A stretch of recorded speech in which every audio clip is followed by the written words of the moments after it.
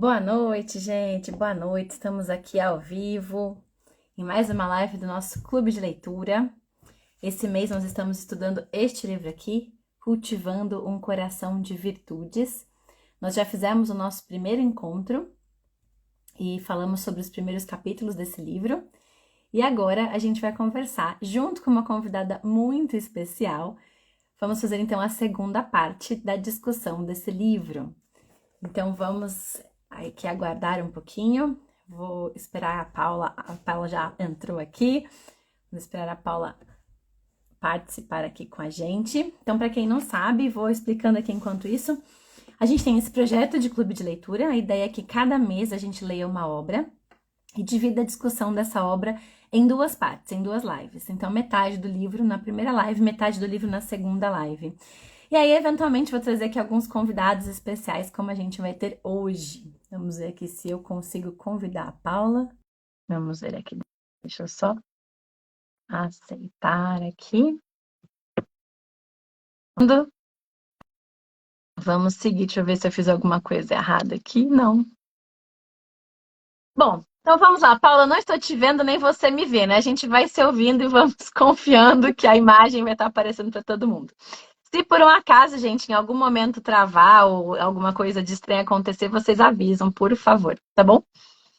Paula, é um prazer enorme estar aqui com você nessa live. E eu queria, antes de começar a discussão do nosso livro, né, para quem chegou depois da live hoje sobre esse livro aqui, Cultivando um Coração de Virtudes, eu queria que você se apresentasse um pouquinho e contasse pra gente um pouquinho da Gadel, como é que foi a criação da Gadel e contar um pouquinho também sobre os livros tão queridos do Túlio. Então, se você pudesse apresentar. Bom, eu sou a Paula. Eu sempre trabalhei com edição de livros, mas eu nunca pensei em escrever. E depois que eu me tornei mãe e os meus filhos foram se tornando leitores, e eu fui me relacionando com outras mães leitoras, de filhos leitores, eu fui percebendo uma demanda por determinado tipo de livro. Por exemplo, A Casa na Árvore Mágica, que tem aquele formatinho bem estimulante para a criança que está começando a ler livro de capítulo. E livros de humor também, é uma demanda que eu quis e eu notei entre as minhas amigas, mães leitoras. Mas eu nunca tinha pensado em escrever um livro. E um belo dia, a caminho da igreja, eu pensei numa história de um livro, e chegando em casa eu escrevi, fiz o rascunho, né, e depois eu escrevi, mostrei para algumas amigas, né, Marília? Sim. Eu não tô te O pessoal gostou e eu falei pro meu marido, falei, eu vou distribuir, ou então eu faço um site, vendo PDF. Ele, não, vamos abrir uma editora. Eu falei, mas vamos abrir uma editora de um livro só? Ele, não, tá muito legal. Eu convidei minha amiga Bruna, talentosíssima, uma irmã em Cristo, para ilustrar. E ele falou, não vai ser só do Túlio. Poxa, a gente sente tanta falta de livro bom, de livro seguro, que você pode dar na mão da criança sem se preocupar. É uma demanda que eu supro um pouco com a Marília, que a Marília vai triando, e eu falo, ufa, agora esse aqui eu sei que eu posso dar na mão do meu filho. Então eu queria que existisse uma editora que fosse assim. E quando a gente foi procurar títulos que fossem seguros, a gente encontrou um tesouro escondido a céu aberto. Eu fui procurar romances cristãos escritos no século XIX, que para mim é o auge do romance, e a gente encontrou esse tesouro a céu aberto e falou, quanta coisa legal tem aqui, então falou, vamos traduzir esses livros e trazer para o Brasil, e assim nasceu a Gadel. Muito bom. Então, agora nós temos uma editora trazendo pra gente esses títulos, além dos títulos criados. E Paula, conta um pouquinho pra gente. Você tem planos de continuar as histórias do Túlio? Nós teremos outros volumes do Túlio? Tenho, inclusive, eu tenho um quase finalizado, porém, a Bruna, querida, ela tá fazendo mais um mestrado e ela não vai poder ilustrar por enquanto, então esse título vai ficar, acho que, para o próximo semestre. Entendi. Então, os E fãs de por Túlio, gente, olha, quem é fã da série, as minhas crianças gostam demais. É uma história muito leve, engraçada e profunda ao mesmo tempo, né?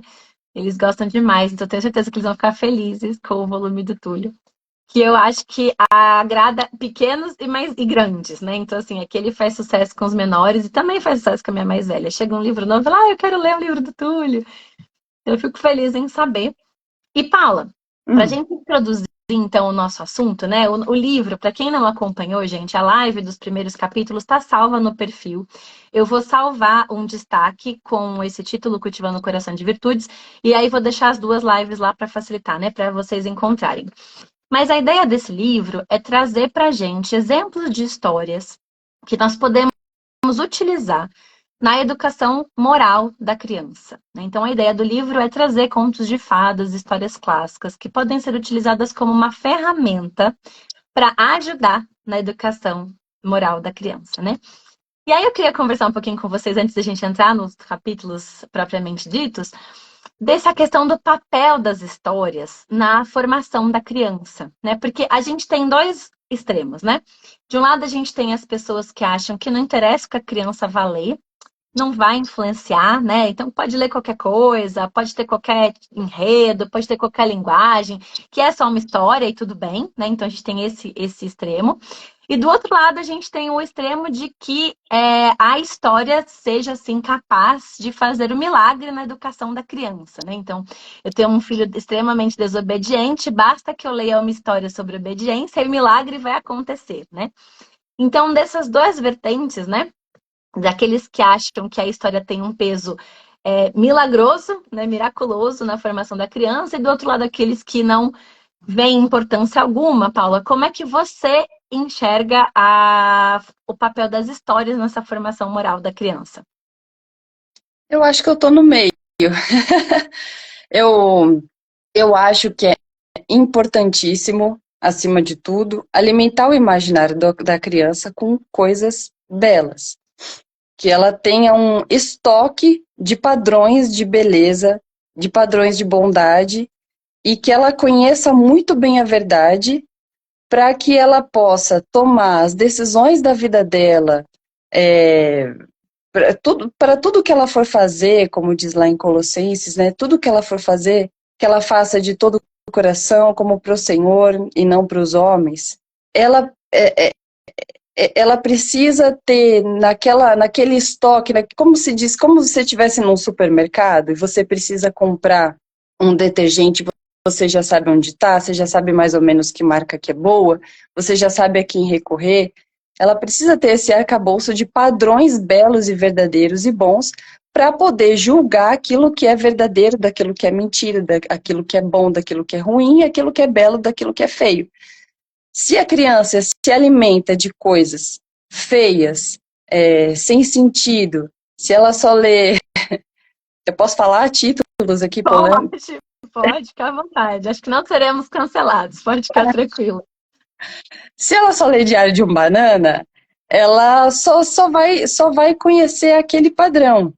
É como se você na sua infância, a imagem que você tem se você foi uma criança que só viveu relacionamentos violentos, truculentos, se você foi uma criança sofrida, passou por abuso, na sua vida adulta, se alguém te perguntar o que é infância, a sua imagem de infância vai ser alguma coisa perturbadora, alguma coisa sombria, e não uma coisa bela, né? Mesma coisa ao contrário. Se você teve uma infância tranquila, feliz, recebeu amor, brincou, teve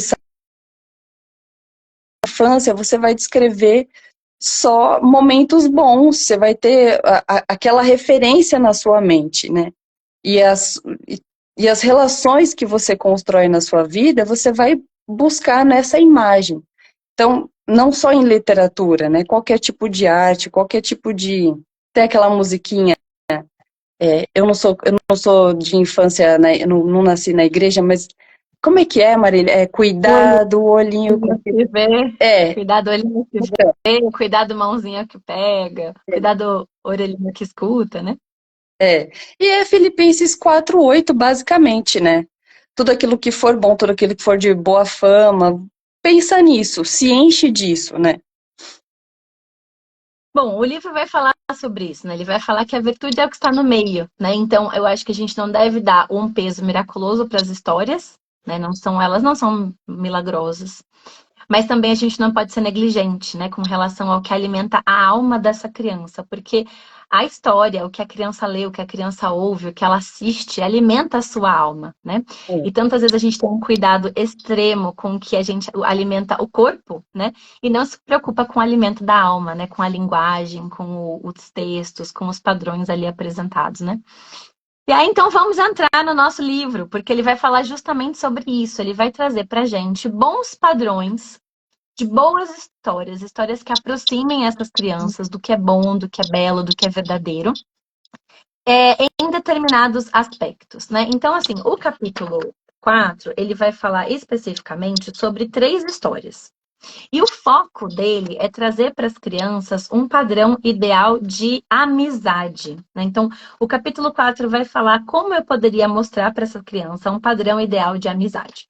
E aí, as histórias que ele escolheu, então, os livros que ele escolheu, serão Vento nos Salgueiros, A Teia de Charlotte e Bambi. Então, falando assim, um breve resumo do que ele traz no capítulo 4, ele vai dizer que a amizade, ninguém vai dizer que a amizade não é importante, né? Então, que todos nós sabemos do peso da amizade, que uma boa amizade, inclusive, ela é capaz de inspirar, né? De trazer essa pessoa para o caminho virtuoso, como também é capaz de desviá-la do caminho, né? Como a própria Bíblia diz. Então, ele vai trazer nesses capítulos, nessas histórias, bons padrões de amizade, mas ele vai trazer padrões de amizade distintos. Então, ele vai falar que a primeira história, O Vento nos Salgueiros, vai trazer pra gente um padrão de amizade onde não há um personagem melhor do que o outro. Então, os 4 personagens que estão ali. E aí, gente, para vocês entenderem esse livro, vocês precisam ter lido as histórias que ele menciona, porque ele não vai contar a história, ele pressupõe que você já saiba. Então, se você nunca leu Vento nos Salgueiros, para você entender o comentário dele nesse capítulo, você precisa conhecer essa história, né? Então, a história vai trazer 4 animais, 4 personagens que são amigos, e eles, nessa amizade, não há, de acordo com o autor, um personagem melhor ou mais importante do que o outro. Ele diz que é um exemplo ideal de amizade pura com reciprocidade. E ele vai falar que nesse processo todo a gente poderia destacar um personagemzinho, como talvez um personagem mais imaturo que representasse ali uma criança mais novinha, que seria o personagem do Topeira, e que ele amadureceria ao longo da história com a ajuda dessa amizade. Então, de acordo com o autor, O Vento no Salgueiro seria um bom exemplo de livro para falar sobre amizades que são recíprocas, né? Onde não há ali alguém melhor do que ninguém. E que traria a ideia de que a amizade teria essa possibilidade de ajudar no caminho do amadurecimento, como ajudou com esse personagem. E aí ele vai fazer um contraste com a Teia de Charlotte, que também, né, você precisa ler essa história. Aliás, se você nunca leu Teia de Charlotte, você é adulto, pare tudo e vá ler, mesmo que você não tenha crianças, porque a história ela é muito bonita, né? Uma das histórias favoritas aqui em casa. Não sei aí, Paula, faz sucesso na sua casa, Teia de Charlotte? Faz, com certeza, fez. E aí ele vai dizer que o padrão de amizade da Teia de Charlotte, ele é um padrão diferente, ele não é um padrão de amizade equivalente, que há sim uma diferença entre a Charlotte e o Wilbur, e que o papel dessa amizade poderia ser visto muito mais no papel de tutor e pupilo, né, de aprendiz e mestre. Então, a Charlotte teria um papel superior ao Wilbur, e ainda assim ela abriria mão dos seus interesses em prol do seu aprendiz, né, desse seu amigo que não é equivalente a ela, né? E a última história que ele vai tratar é sobre Bambi. E aí a gente tem que fazer um parênteses que ele vai vai explicar e vai interpretar Bambi não pelo filme da Disney, mas pelo conto original, que eu duvido que muita gente conheça. Depois até posso deixar aqui, fazer um videozinho sobre ele, porque não é um conto muito conhecido. Nós conhecemos muito o filme, mas conhecemos pouco a história original. E a história tem grandes diferenças aí entre o filme. Mas ele vai fazer também que na história de Bambi há, né, então, há um servo mais velho e mais experiente, que vai exercer esse papel de tutor do Bambi, onde há sim uma hierarquia, é uma relação assimétrica, mas é uma relação de amizade. E aí ele vai encerrar esse capítulo falando uma coisa muito interessante, que ele vai dizer que as crianças precisam de pais, né? Pais que os ajudem, que os orientem. Precisam de amigos que sejam ali seus pares, como na história do Vento nos Salgueiros. Mas ele vai falar que as crianças também precisam de mentores que não sejam os seus pais. Como essas duas figuras, como esses dois personagens. Ele vai trabalhar um pouco a importância de ter bons mentores. Eu queria, Paula, que você comentasse aqui com a gente um pouquinho sobre essa questão da amizade, né? Dessa amizade de par, essa amizade de tutor e dessa questão dos mentores. Como que você vê, né, enfim, essas questões aí trabalhadas na literatura e a importância delas no imaginário das nossas crianças. Eu amo essas histórias. Eu não conhecia, eu não li Bambi e nem assisti. Eu não conhecia. Mas todas essas outras histórias são lindas. Mas, Marília, eu lamento muito que eu tô participando agora e não na hora do Pinóquio. Porque, gente, eu acho que Pinóquio devia ocupar o lugar de O Peregrino para os cristãos. Polêmico? Não, acho que não. Porque eu consigo ver esses padrões de amizade, por exemplo, em Pinóquio, especialmente de mentoria, Uhum. com o Grilo e a Fadinha. E eu vi esses dias em algum lugar que, porque não sei se é nesse livro ou naquele outro que a gente leu, da imaginação educada, isso, que ele fala da gente procurar os padrões e chegar num arquétipo mor, que no nosso caso é a Bíblia, ou geralmente alguma outra contemporânea que foi registrada em papel. E se você cavucar cada um desses clássicos, você vai encontrar num protoclássico, você vai encontrar um protoclássico desses clássicos, que no caso é a Bíblia. E eu enxergo em Pinóquio, e esses dias eu vi, achei muito interessante, o grilo e a fadinha como a lei e a graça. Como esses dois, eles são amigos, mentores, que é essa figura que o autor deu aqui, amigos mentores que estão sempre dando bons conselhos, e é o próprio pecado do Pinóquio que o faz não ouvir, né, os bons conselhos. E se você reparar bem, o conselho desses mentores, depois todo mundo vai fechar e voltar e ler Pinóquio. É bíblico. Os conselhos da lei, né, do grilo, sempre remontam ou parece, tem até uma composição parecida com os conselhos bíblicos, com o Salmo 1, não dê ouvidos aos conselhos dos escarnecedores, ou mesmo um diálogo de tentação, que no final a raposa e o gato tentam levar ele para o mau caminho de novo, 3 vezes, e ele rebate com: vocês nunca ouviram dizer que, e algum ditado popular, na segunda vez, não está dito que, tal, tal, tal, e um ditado popular, e na terceira vez, onde que a gente viu esse diálogo, né? De alguém sendo tentado 3 vezes e rebatendo com uma palavra já consolidada de sabedoria. Se não, na própria tentação de Cristo, né? E a fadinha sempre perdoando, sempre acolhendo. O grilo lá, a voz da razão, a lei, não peca, não faz isso. E a fadinha, sempre depois que o Pinóquio peca e toma decisões ruins, sempre acolhendo. Então, eu não consigo, assim, eu concordo inteiramente com o que ele fala, né? Mas eu acho que mais forte, a amizade de mentoria mais forte para mim é no Pinóquio. Desculpa voltar no Pinóquio. Imagina, não tem problema. O livro que fala é de fato a educação, a imaginação educada. Isso, Ele traz lá em um dos capítulos, ele fala que todas as narrativas, né, elas se originaram de uma narrativa única, né, uma narrativa mãe, vamos dizer assim, né, que seria o relato bíblico, né. Então ele coloca, inclusive, independente da questão da fé, eu acho interessante isso, ele faz essa análise literária exclusivamente, né, desvinculando ali da questão da fé. Ele diz que mesmo que você não tivesse, né, fé, você deveria ter o relato bíblico, o estudo do relato bíblico primeiro, porque a partir dele se originaram todos os outros relatos, né? Então, ele parte do princípio de que todas as histórias, elas são derivadas de uma grande história única, que seria a criação, a queda e a redenção, né? Então, e o autor aqui também ele vai concordar com isso, né? Ele vai tentar trazer sempre para o leitor esses padrões, tentar conseguir enxergar esses padrões, né?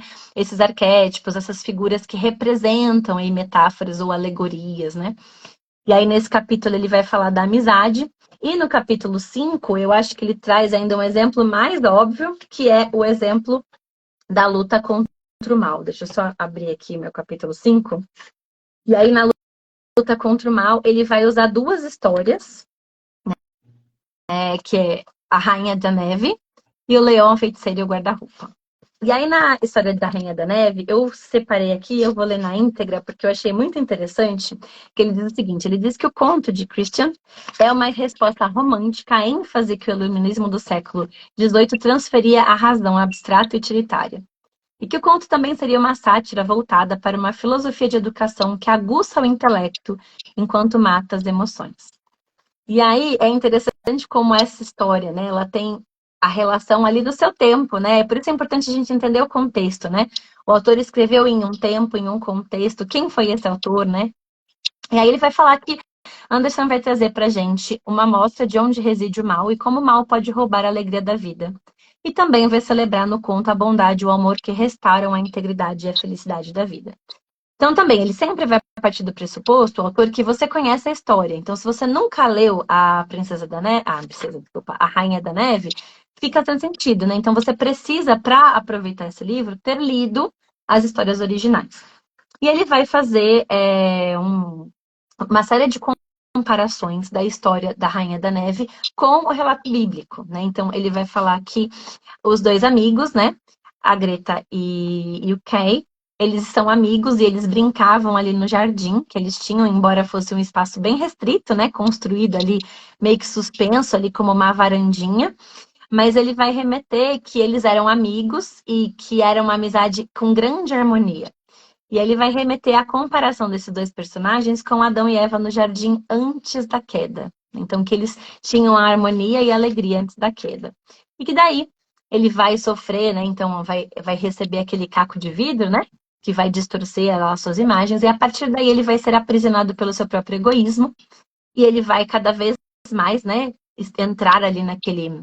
Se afundar, vamos dizer assim, naquele pecado, e ele vai se afastando da presença de outras pessoas, até que ele vai cair de vez quando ele vai ser levado pela Rainha da Neve, né? E ele vai trazer, assim, outras comparações, também falando que o cativeiro desse personagem, ele não é um encarceramento físico, mas sim um encarceramento espiritual, né? Ele fica preso em si próprio, incapaz de enxergar o outro, incapaz de ver a beleza nas outras coisas, e que ele fica preso à razão. E eu achei interessante que ele vai fazer esse contraponto o tempo todo, né? Que esse conto traria ali uma contraponto da razão e da emoção, né? E, enfim, e ele vai depois avançar um pouco mais, né? E vai trazer pra gente que ela, a menina, ela é a figura daquele que vai em busca do perdido, né? Então ele está perdido lá, encarcerado no seu pecado. E ela vai fazer uma aventura, né? Vai sofrer grandes perigos, aventuras e tentar por muito tempo buscá-lo até que o encontre para ajudá-lo a sair disso, né? Para redimi-lo. E ele vai fazer essa comparação também com o sacrifício de Cristo, né? Que vai nos alcançar lá onde nós estamos. E aí, eu não sei, Paula, se você queria comentar um pouquinho também dessa história. Não, o que eu queria comentar é que, não sei se você sabe, é uma pena que o, qual é o nome? O Frozen, sabia que o Frozen é baseado nesse conto? Eu sabia, mas assim, eu acho que eles desvirtuaram tanta coisa que fica até difícil enxergar, né? Tanto, tanto, tanto, não tem, né? Eu falei, gente, que pena, se tivessem feito uma animação dessa, ia ficar uma coisa tão linda. Mas parece que eles não souberam lidar com a questão do mal, né? E ele enfatiza uma coisa interessante, que ele fala que todos são suscetíveis ao mal, né? Então, que mesmo o menino que estava ali de forma harmoniosa, convivendo com a sua amiga, ele é suscetível a esse mal, né? E ele vai cair e ele vai precisar de que alguém o resgate, né? Ele vai ser incapaz de sair daquela situação sozinho. Então, ele traz esse relato, e aí ele vai finalizar o relato da Rainha da Neve, falando um pouquinho do papel das memórias na redenção dele. E ele faz um paralelo também com a nossa fé, né? Aquela semente que é plantada quando criança e que muitas vezes fica ali adormecida, mas o papel importante que ela tem, porque ele vai dizer que boa parte do processo que o ajudou a ser resgatado foram as memórias que ele tinha de infância dessa amizade, desse relacionamento com ela, que o ajuda a sair desse encarceramento, né? No qual ele se colocou. E aí depois, nesse capítulo, ele vai comentar uma outra história, que é o Leão, a Feiticeira e o Guarda-Roupa, que é um clássico. Acho que é essa alegoria todo mundo já ouviu falar, já conhece, né? E aí, eu não sei, Paulo, se você quer falar um pouquinho pra gente dessa segunda história. Não, eu só queria comentar a questão da memória. Como a memória é tão vinculada com a literatura, porque não sei onde que eu estava ouvindo a questão da repetição, né, da educação clássica. E, na verdade, a educação clássica não é nenhuma invenção dos gregos, mas a narrativa bíblica, a literatura bíblica, ela é toda repetitiva, tem muita repetição, porque a memória importa muito, né? Você falou da memória, a memória importa muito, porque senão Deus o Senhor não nos mandaria guardar as palavras dele no coração, né? Porque é uma forma de armazenar, de se preencher daquilo que é bom, daquilo que é verdadeiro, da palavra de Deus, é a repetição e a memória. É interessante que isso se repita, né, nos contos clássicos, porque a memória é uma coisa espiritual. E é interessante aqui, não só esse personagem nesse conto, né? Mas vários outros contos a gente vê o mal sendo combatido e vidas sendo restauradas pela memória. É por isso também tão importante de ter boas memórias, né? Ter boas referências gravadas no coração, né? E não só coisas aí que são armazenadas ao acaso, né? Ou que sejam Uhum. armazenadas que a gente tenha memórias ruins, né? A importância de tê-las e que sejam virtuosas e que sejam boas, né? Que nos aproximem aí de Deus. Uhum. Bom, no segundo conto, ele vai só. Eu deixei aqui alguns pontos interessantes para ressaltar, porque ele vai falar da personagem do Edmundo, né? Que é um menino que vai entrar em Nárnia junto com seus irmãos, mas ele vai ser ali o exemplo de quem caiu e quem precisa da redenção, né? E ele, uma coisa que eu achei interessante é que ele entra em Nárnia, de acordo com o autor, como um menino comum. Um menino comum que tinha ali aquilo que a gente considera de pecados aceitáveis, vamos dizer assim, né? Aqueles pecados que não geram escândalo, né, entre nós. Ele tem ali orgulho, ele é um pouco egoísta, mas seriam coisas aceitáveis. Ele entra dessa forma, com essas atitudes que nós muitas vezes não consideramos tão graves assim. E ele vai ser atraído por um desejo, né? Ele chega lá com fome quando ele se encontra com a feiticeira. Ele está com fome. E ela vai aproveitar dessa necessidade que ele tem e vai tentá-lo com o desejo do manjar turco, né? E aí ele vai falar que esse desejo, ele vai se tornar um vício, né? E que quanto mais ele se alimenta desse manjar, mais ele deseja esse manjar, né? Aquilo que não sacia. Quanto mais ele tem, mais ele quer. E o quanto que a gente tem esse paralelo nos dias de hoje com várias coisas, né? Com todos os vícios. E aí uma coisa que ele fala é que uma vez que ele está focado neste desejo, nessa satisfação e nesse vício, ele é incapaz de achar satisfação em outras coisas, mesmo que sejam boas. Então, ele está ali na casa do castor, por exemplo, está alimentando, todos estão gostando muito da comida e ele só consegue pensar no manjar turco.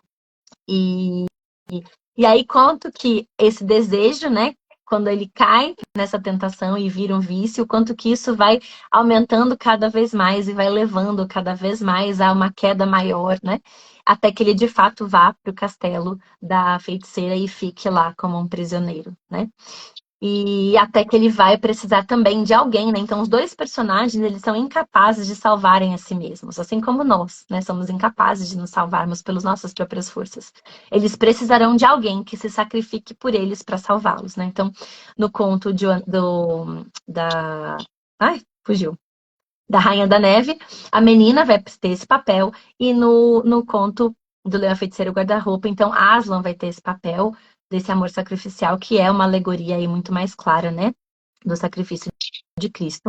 E aí, então, Edmundo vai encontrar, né, o seu arrependimento e a sua redenção. E uma coisa que eu acho interessante é que depois, posteriormente, quando eles ganharem os títulos, né, Edmundo vai ser Edmundo o Justo. Então, aquele que entrou pecador, né, entrou egoísta e que caiu, que traiu os irmãos que foi responsável ali por uma série de desgraças que aconteceram, ele vai ser justificado e ele vai se tornar Edmundo justo. Então é essa alegoria da vida cristã.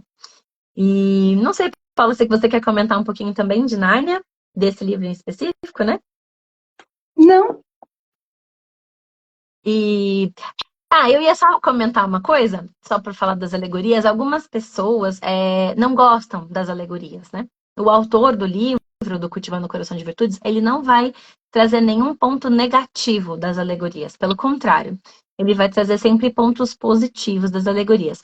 Mas uma coisa que é interessante que ele fala é que quando nós lemos esses contos para as crianças, não é necessário que a gente explique e conte toda a explicação alegórica para a criança, né? Que muitas vezes basta a gente ler o conto. E a alegoria bem escrita e bem construída, ela vai funcionar por si mesma, né? A criança vai conseguir interpretar. E que às vezes a gente fica na angústia de querer explicar para a criança todos os detalhes teológicos contidos na história e a gente acaba estragando, né, a leitura. E eu não sei se você já teve alguma experiência assim, Paula, com seus filhos. Você não acha, não, que toda ficção é uma espécie de alegoria, só que mais sutil? Eu acho que tudo é alegórico. É só não é tão evidente, porque, por exemplo, o próprio Lewis diz que Aslan não é uma alegoria para Jesus e que Crônicas de Nárnia não é uma alegoria bíblica ou nem nada disso. Mas a primeira vez que eu li o Leão, a Feiticeira e o Guarda-Roupa pro meu filho, ele tinha 4 aninhos, acho, ele era bem pequenininho. E quando eu li sobre a morte, a ressurreição de Aslan, eu não falei nada, eu nem sequer perguntei. E ele mesmo falou, mãe, não parece a história de Jesus? E se emocionou. Tem um livro da Gadel também, que ele é uma alegoria dentro de uma história, que é esse aqui, O Matador de Gigantes. A mãe da família, ela é muito sábia, ela percebe os pecados os mais expostos, os mais escancarados, e também os que estão escondidos na superfície do bom comportamento. E em vez de explicar, disciplinar, assim, disciplinar, de passar um sermão, ela resolve escrever uma alegoria e ela não se preocupa em explicar. Silenciosamente, nos seus próprios corações, as crianças vão percebendo e fazendo as suas próprias conexões, né? E não é necessário, aliás, muitas vezes a gente até prejudica mais tentando explicar todos os detalhes do que simplesmente contando a história e deixando que a criança interprete. Até porque às vezes os adultos também, a mesma história, às vezes lida por pessoas diferentes, vai ser captada de formas diferentes, né? Vai ser compreendida ali de formas diferentes. O autor aqui, ele quer trazer muitos exemplos e ele explica muitas alegorias e as figuras, porque ele quer trazer pra gente a importância de ler essas histórias, a importância de escolher boas histórias, bons contos. Mas o objetivo dele não é que a gente transforme o momento de leitura numa aula expositiva. Pelo contrário, né? Ele quer que a gente leia para as crianças e que elas ali vão fazer o trabalho. Oi, Paulo, desculpa. E é interessante que Natan, quando foi expor o pecado de Davi, ele usou uma alegoria, simplesmente uma alegoria, né? Exato. E ela surtiu efeito, né? Ela foi suficiente para explicar coisas que talvez as palavras teriam dificuldade, né? O sermão, o discurso teria dificuldade de alcançar. Chegar no coração do pecador e falar, olha quão grande foi o seu erro, você roubou a mulher e ainda matou-a. Talvez não fosse, porque ele estava cego, né? Mas como ele primeiro se identificou com o personagem, isso os clássicos fazem de maneira surpreendente. Primeiro, eles se identificam com o personagem, mesmo que a gente não tenha o mesmo contexto de vida que aquele personagem. Pode ser masculino, feminino, pobre, rico. Mas, de alguma maneira, a humanidade daquele personagem nos aproxima dele, mas nos distancia o suficiente para que a gente possa enxergar a trave no olho dele. E depois você fala, ah, não, mas essa trave está no meu. É uma distância segura, uma distância protocolar de si mesmo. quebra aquela resistência inicial, né? Que É. a gente tem muitas vezes de receber ali, né? Aquela crítica, de se enxergar ali naquela falha, naquele pecado. Uhum. Edmundo, eu me identifico demais com ele, inclusive. Passei tanta raiva com ele.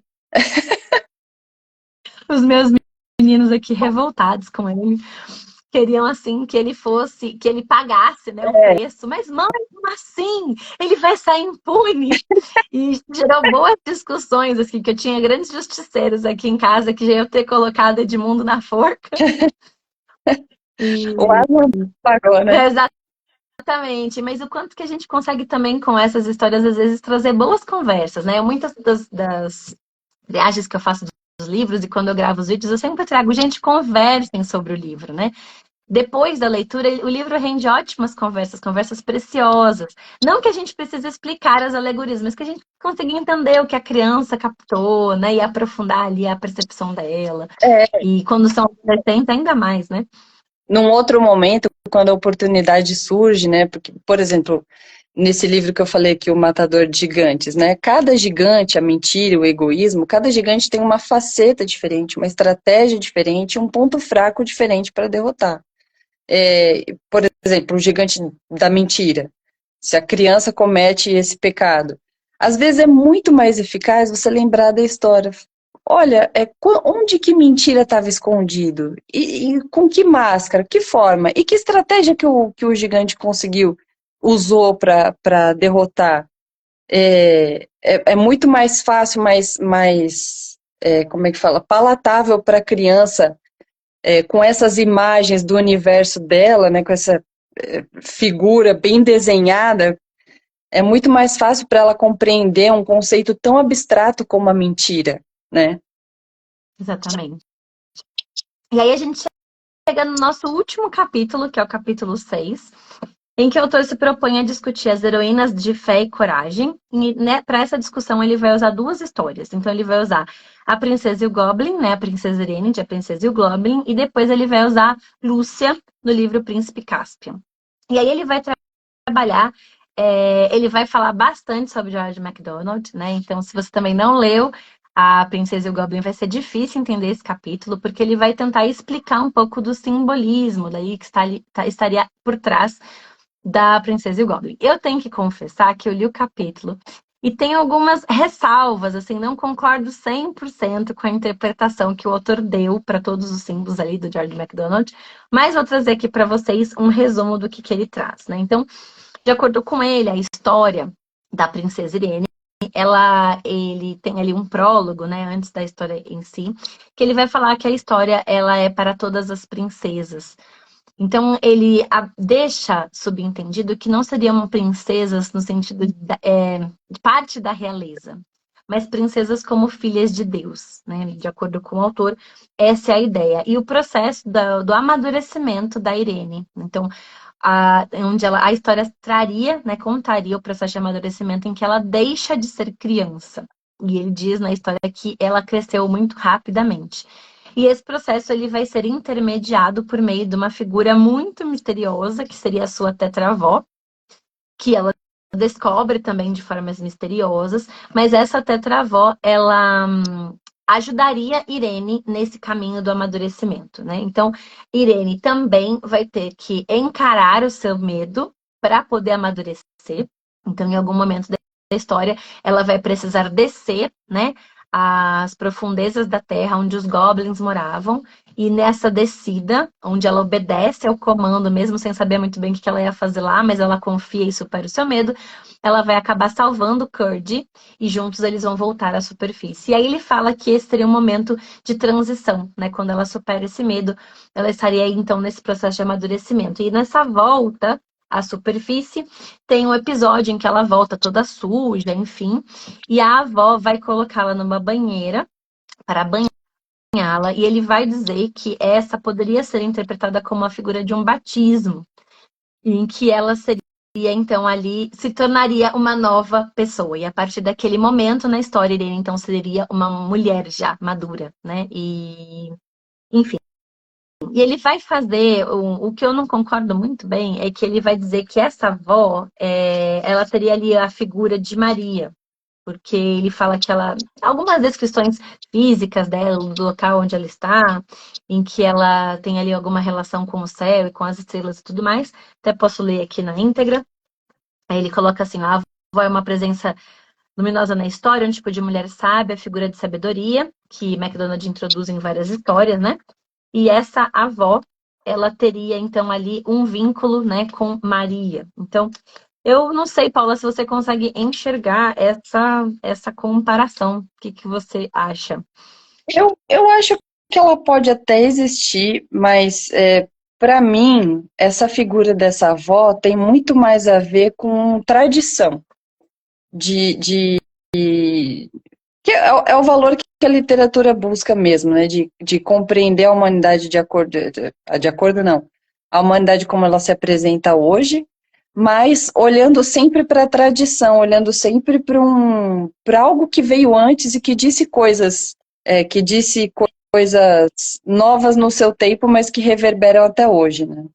Eu achei aqui a página, deixa eu só ler então na íntegra que eu não tinha encontrado, diz assim: tradicionalmente, com esse simbolismo, Maria é representada na arte e na poesia cristã como a rainha do céu. E ele vai remeter às características, né, de céu que essa personagem da avó teria.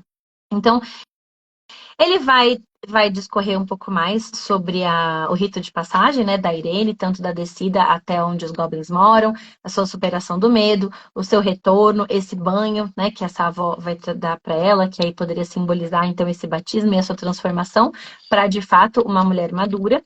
E ele vai comparar também depois a figura da Lúcia. Então, Lúcia também estaria vivendo um processo de amadurecimento, né? Ela entra em Nárnia, uma menininha, e lá, vivendo uma série de questões, de processos de amadurecimento, ela também vai se tornar, não vai deixar de ser essa menininha, deixar de ser criança. Então ele vai falar que é uma jornada simbólica, né? De crescimento e de amadurecimento. Mais uma das coisas que ele vai focar na personagem da Lúcia, que não há em Irene, é a importância de ver, de enxergar. E aí, de novo, ele vai retomar a questão da memória e da visão da fé. Então, que Lúcia, dentre todos os outros irmãos, ela é a única que consegue ver Aslan, né? Naquele desfiladeiro, quando eles não sabem muito bem o caminho. Ela é a única que enxerga Aslan, os outros não são capazes de ver. E ele vai trazer, então, esse papel da Lúcia na história. Lúcia é aquela que vê, e ele fala, inclusive, que isso é o que significa o seu próprio nome, né? Que o nome da personagem não teria sido escolhido ao acaso, né? Por C.S. Lewis. E deixa eu ver se eu coloquei mais alguma coisa de... e ele vai falar que a obediência é o que abre os olhos. Então, quando Lúcia decide obedecer a tudo aquilo, ela consegue ver, né? Ela consegue enxergar o leão e ela consegue depois falar com ele. E aí, não sei também, Paula, se você quer comentar um pouquinho, essa é a última parte do capítulo 6. Sobre a Lúcia? Sim. Não, eu que.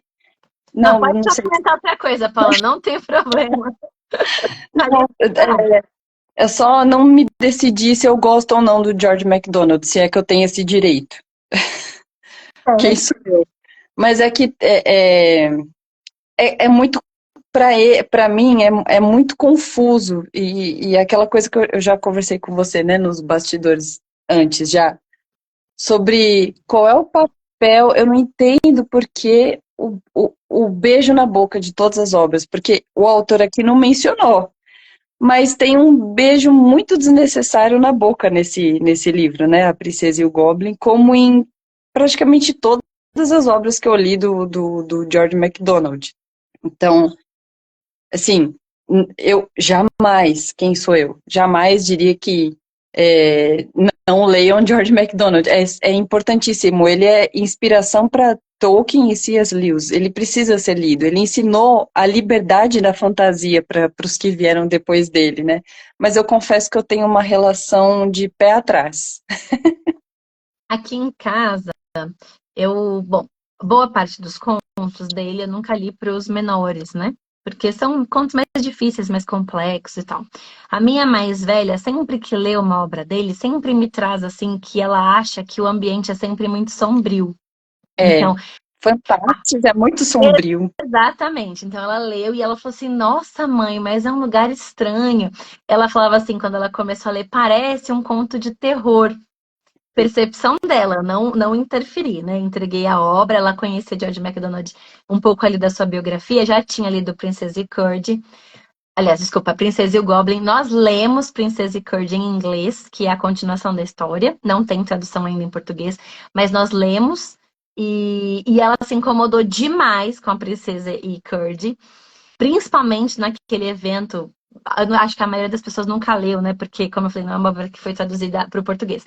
Mas ela se incomodava demais. Tem um evento ali que o rei ele vai ser queimado com um fogo que não consome, né? E ela achava aquilo causou para ela um impacto, uma estranheza muito grande. E ela sempre fala, né, quando eu vou trazer alguma obra, ela tem essa sensação, né, de que é um ambiente sombrio, com eventos sombrios, e ela sempre ingressa no conto com um pé atrás. Uma Uhum. percepção dela, eu nunca interferi, né? Para quem não conhece, a minha mais velha tem 10 anos hoje. E então não sei se você tem essa percepção também. Tenho. Eu comecei a traduzir uma obra dele que chama Double Story. A minha intenção era publicar pela Gadel. Mas, e não tem nenhuma alusão a qualquer tipo de romance, não tem nem personagem masculino. Tem a história da menina, tem a história de uma mulher sábia, né, que seria aquela figura da feiticeira nos contos europeus, da Baba Yaga nos contos russos. E em determinado momento, ela é, beija a criança na boca. Eu falei, não vai dar, eu não consigo lidar com isso. Porque ou é tradução ou é versão. E eu me proponho a fazer uma tradução integral. Então, George MacDonald. E eu lembrei de uma coisa. Bom, você quer falar mais alguma Não, coisa do George MacDonald? pode falar, pode falar. Uma coisa que me chama a atenção em Crônicas de Nárnia, todos os livros, mas em especial na Última Batalha, claro, e tomando todo o cuidado para não cair naquele extremo de que a imaginação é essencial à fé, não é? Mas é muito interessante notar como a única personagem que não esteve lá com Aslan eu não consigo evitar de fazer essa alegoria, né? Na eternidade, né, que não foi salva, a única personagem é a mais cética de todas, que é a Susana. Ela nunca, ela sempre tinha ressalvas, nunca acreditava, por mais que estivesse tudo diante dela, ela não conseguia acreditar, ela não conseguia imaginar. Ela preferia acreditar que a irmã dela, até no Leão, a Feiticeira e o Guarda-Roupa, quando ela vai consultar o tio sobre o comportamento da Lúcia, o tio pergunta, a Lúcia tem costume de mentir? E ela fala, não. Então, você prefere acreditar que a sua irmã está mentindo do que acreditar num mundo de fantasia e personagens fantásticos? E ela não soube responder, mas é interessante que esse ceticismo, essa falta de imaginação da Susana culminou com e ela viveu, ela foi coroada, ela foi rainha de Nárnia, ela teve papéis importantes, lutou batalhas, enfim, foi uma grande protagonista, mas no fim ela não estava lá. E tem outros personagens como a Susana, né, na literatura toda, na literatura clássica, nos contos, nos livros de Dickens, por exemplo, aquele no David Copperfield, o homem sem imaginação é um homem infeliz.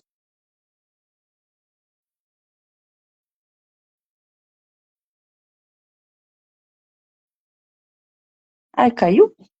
Não, você sumiu pra mim. Voltou, Paulo? Agora eu tô te ouvindo de novo. Não, tô aqui. Tá, então pode continuar. Até onde Eu, você ouviu? eu ouvi até onde que o homem sem imaginação é um homem muito feliz. Não, é que eu parei aí mesmo. É que se eu fosse citar todos os personagens, Entendi. Daí eu achei que tinha sumido, desculpa. Mas agora eu tô te ouvindo. a gente não tá se vendo, né? Aí fica É difícil. difícil interpretar, né? Saber se você só deu uma pausa. É, mas pode Mas concluir. o que você acha disso?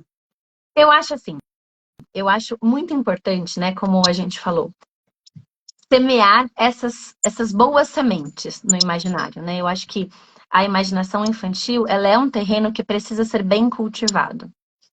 É claro que cultivar bem esse terreno não significa, né, não assegura, por exemplo, a salvação dessa criança. Não é isso que a gente quer dizer, né? Não é isso que vai salvá-la. Mas eu creio que nós precisamos cultivar bem esse imaginário. A partir desse imaginário, uma série de outras questões se desenvolvem, né?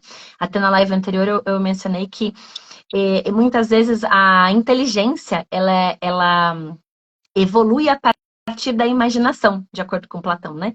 Então, se a gente não tem esse imaginário bem desenvolvido, não tem como a gente evoluir para uma boa inteligência. Então, eu acho que ela é extremamente importante, assim como a memória, né? Nós precisamos cultivar, sem dar a ela o peso extremo da salvação, né?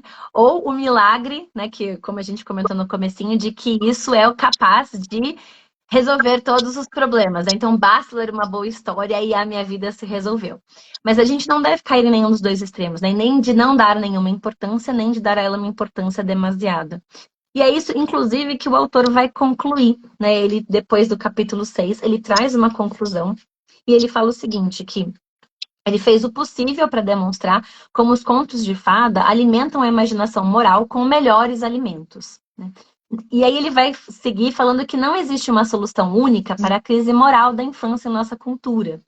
Então ele vai dizer que não há, que todo mundo, na verdade, sabe que há uma crise moral e que não há uma resposta única para a gente sair dessa crise, né? Que é claro que ela envolve vários outros fatores, então que não apenas cultivando um bom imaginário que a gente vai sair dela. Mas por outro lado, ele vai dizer que ler boas histórias para o nosso filho é uma pequena maneira de começar.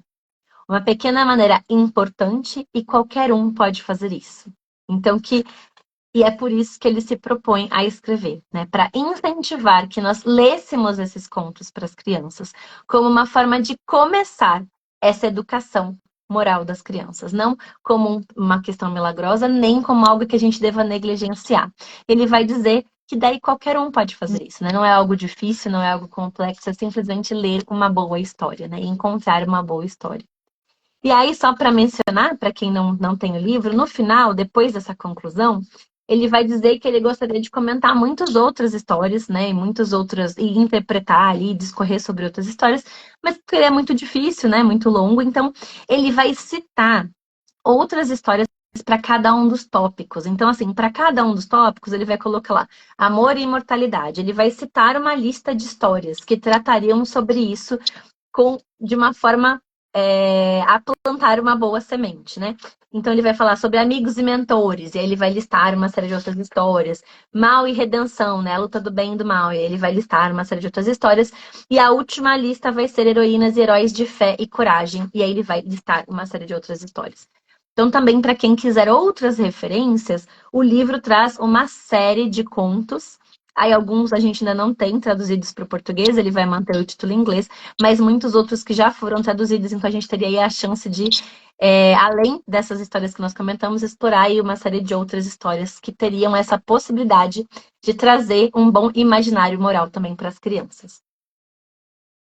E é isso, Paula. Não sei se você quer também trazer mais alguma questão, mas do livro, né, do nosso resumo, é isso. Ele conclui o livro dessa forma. Não, só respondendo, acho que alguém perguntou aqui, essa frase de Dickens, acho que está se referindo ao que eu falei. Não, não é uma frase, é que eu que disse, conclusão da minha cabeça. A partir daquela história, né? É, David Copperfield. isso. E Tá certo. tanto outro. E aí, assim, eu espero, né, que você que está aqui nos ouvindo, que tenha assistido ou não a primeira live, que você se sinta motivado a ler boas histórias para as crianças, como uma boa ferramenta, não milagrosa, mas uma boa ferramenta. E que você tenha se sensibilizado à importância de cultivar um imaginário sadio na vida dessa criança. E não sei, Paula, se você quer também trazer uma palavra final, Paula, que trabalha, né, com isso, tem aí como objetivo da editora trazer boas histórias, né, para cultivar esse imaginário. Quer trazer também uma palavra nesse sentido de incentivo aos pais?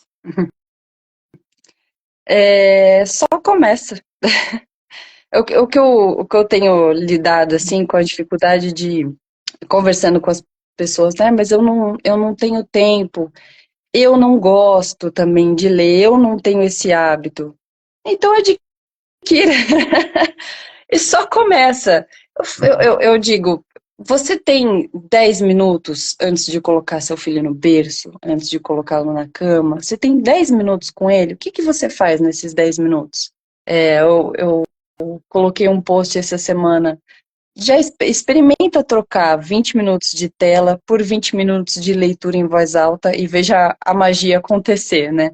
É, a leitura de histórias, a gente falou aqui especificamente de alimentação do imaginário com referências boas, com referências belas que vão nortear a criança, não só no sentido dela ter bom gosto naquilo que ela vai consumir no futuro, na vida adulta, ou no sentido de ela ter uma formação intelectual superior. As boas histórias alimentam o imaginário para a vida, para a prática, para os relacionamentos, para ter referências boas. As boas histórias, elas moldam o nosso, elas ajudam a moldar o nosso coração, elas ajudam a gente ter autoconhecimento, autocrítica, né, naquilo que eu falei de, ao mesmo tempo que elas te aproximam de um personagem que tem as características humanas e pecados semelhantes aos seus, ela te distancia a uma distância segura a ponto de você se reconhecer e reconhecer o seu pecado. Então, alimentar o imaginário é importante para a formação do caráter, é muito interessante para a formação do caráter. E não só alimentar com coisas boas, mas também evitar As ruínas. alimentar as ruins, evitar as ruins, né? Então, aquilo que a gente sempre fala, né, com crianças na igreja, se encher do Espírito Santo não é um pouquinho de Bíblia e leitura e oração e um pouquinho de assistir coisas violentas e que desagradam a Deus, ou falar, ou fazer coisas horríveis. Não, é se encher a ponto de transbordar e não ter espaço para aquilo que é ruim. Porque só assim você vai ser capaz de combater o mal na força do Espírito Santo, né? Enchei-vos do Espírito Santo, orai sem cessar. Da mesma forma com a literatura, não só pela literatura, ou a gente podia falar de qualquer tipo de arte, música, qualquer coisa que você consome. Então, se você mesmo não gosta, procure gostar, se vira. Porque a gente não é ensinado, de repente você não gosta porque você não foi ensinado a apreciar a beleza desde pequeno, né? A gente viveu, eu falo por mim, de repente outras pessoas se identifiquem. Eu não tive esse costume, eu fui adquirir mais tarde, e daí é mais difícil, né? Você apreciar algo bom quando você não sabia que aquilo era bom. A sua referência era só o feio, era só o fácil, o rápido, o imediato, especialmente nessa geração que já nasceu nas telas, né?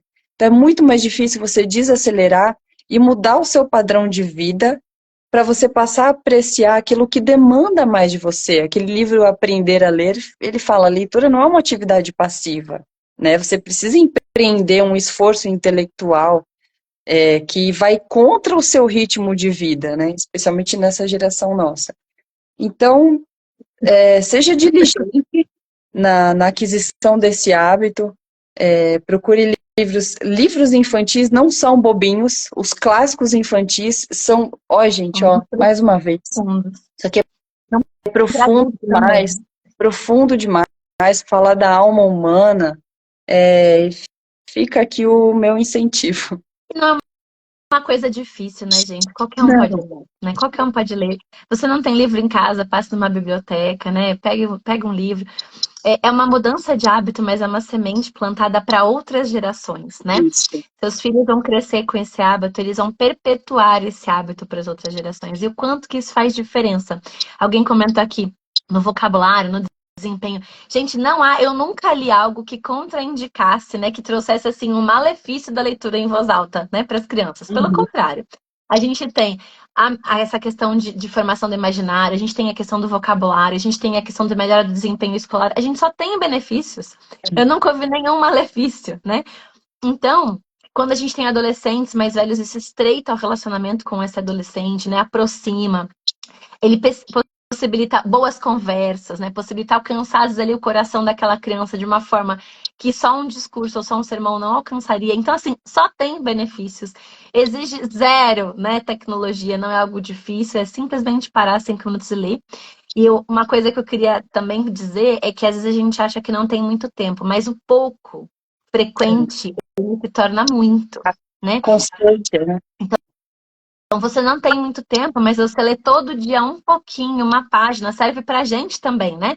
Se todo dia você lê 15 minutos um livro, 15, 10 minutos, gente, quantos livros você não vai ter lido ao final do ano? Né? Então, mesmo que você não tenha muito tempo, mas que você dedique 5, 10 minutos, isso somado resulta em horas e horas de leitura, né? Horas e horas cultivando esse imaginário, esse vínculo, esse vocabulário, uma série de outros benefícios. Então, assim, só tem a melhorar, né? E eu posso dizer que a gente melhora muito na leitura. Eu era uma leitora mãe para minha primeira filha, e hoje eu já sou uma outra leitora para o meu terceiro filho, porque a prática faz a gente melhorar. Então, mesmo que você ache que você está meio desajeitado na leitura, persista. Porque você vai se tornando ali mais eficiente também, né? E vai aprendendo um pouco mais como lidar com isso com as crianças. E aí você vai ter o bom problema, né? Aquele problema do tipo bom que você passa e eu passo também agora com o meu mais velho, que é a gente não dá conta De criar de livro para essa criançada, gente. E eu tive que me deparar com uma questão semana passada, meu filho de 8 anos, mãe, o que você acha melhor, Shakespeare ou C.S. Lewis? Eu falei, ai filho, não pergunta isso pra mamãe. Que pergunta malvada. Preparada para essa pergunta ainda. Gente, não. O que você responderia? Nossa, gente, que difícil, né? Né? Eu diria para ele, eu acho que se fosse, eu diria assim, filhos são categorias diferentes. Então, assim, é igual esporte, né? A gente não tem o melhor do basquete, o melhor do futebol. Não dá para comparar jogador de basquete e jogador de futebol, né? Então, eu acho que os dois são muito bons em categorias diferentes. Não vou eleger um ou outro, né? Mas vou dar a eles pesos muito bons, cada um dentro da sua categoria, da sua área aí de atuação, vamos dizer assim, né? Foi mais ou menos o que eu falei. Eu falei, a questão com o Shakespeare é que ele correu pro C.S. Lewis andar, mas assim, eles estão na mesma corrida. Não, eu acho muito gostoso, assim, é ver o fruto, né? Hoje a minha mais velha tem 10 anos e a gente começa a ver, colher um pouquinho do fruto do que plantou, né? E vejo agora também os meninos crescendo e começando. Então, assim, gente, só há benefícios, assim. Não vejo ninguém falando uma contraindicação, né? De você ler boas histórias. E cuidem disso, né? Não basta ler. A gente ainda tem essa mentalidade. Ah, o importante é que leia. Ai, meu filho lê muito, né? Mas ler muita porcaria não adianta, né? Então que a gente tenha também esse olhar. Não basta apenas ler, mas leia algo que o aproxime do bom, do verdadeiro, né? É, o Dom Quixote enlouqueceu de ficar lendo coisa ruim, né? Aí tá aí um exemplo que eu nunca tinha pensado, Paula. Gente, eu queria só então deixar esses minutinhos finais, a gente tá finalizando. O pessoal que tá aqui ao vivo com a gente, quiser trazer alguma pergunta, eu fui lendo ali os comentários, mas se alguém quiser tirar alguma dúvida, quiser aproveitar e perguntar alguma coisa para Paula, gente, aproveite, olha a chance, né? Quiser tirar aí alguma dúvida ou fazer então alguma pontuação, enfim, aproveite. E eu quero te agradecer, Paula, pela disponibilidade de vir participar aqui comigo dessa live e dizer que também sou muito fã do trabalho da Gadel, os livros aqui são muito queridos na nossa família. É um prazer estar aqui conversando com você hoje, viu? Obrigada. Eu que agradeço pelo convite. Olha, eu tô rouca de tanto que eu li hoje. Eu que agradeço muito. Sou um pouco ignorante nas questões de Instagram, mas obrigada, viu, pelo apoio, Marília. Você faz parte da história da Gadel. Você foi a leitora beta do Túlio. Para quem não sabe, Ah, imagina, gente, foi um prazer enorme. Foi um prazer enorme participar. obrigada. Obrigada, gente. Obrigada, pessoal que esteve aqui conosco. Eu vou deixar a live salva e deixo lá também publicado o nosso próximo livro, também a ser discutido em 2 lives. Então, vão acompanhando a cada mês 2 lives do nosso clube de leitura, que é aberto. E espero que seja aí tão edificante para vocês, tá bom? Obrigada, boa noite. Eu vou tentar salvar aqui, Paulo. Espero que dê tudo certo, tá bom? Tá bom, fé. Um beijo, gente. Fiquem com Deus. Tchau. Tchau.